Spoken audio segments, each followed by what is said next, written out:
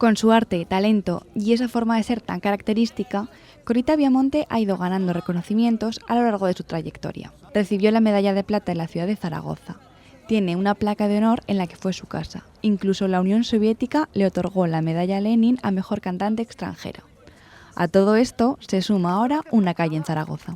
Y me trajo aquí, a la Avenida Cataluña, a la calle Sestrica, al 166, y vi algo que me eché a llorar.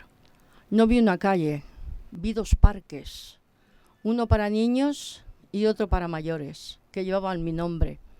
La artista se ha mostrado emocionada y feliz por compartir con sus amigos y seres queridos un día tan importante para ella, especialmente con Sara Fernández, consejera de Cultura, por haber pensado en ella para nombrar a la calle.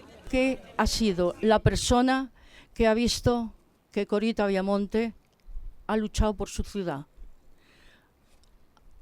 Ha nacido en Zaragoza, sigo en Zaragoza y moriré en Zaragoza. Esta es Sara Fernández. Muchísimas gracias a todos y un beso. Corita Viamonte será eterna en la ciudad que le vio nacer, crecer y desarrollarse como artista. Mientras sigamos disfrutando de ella, de su música, de sus representaciones y del orgullo zaragozano y aragonés que pasea y ha paseado por todos sitios en los que ha estado. Solamente puedo decir gracias por venir.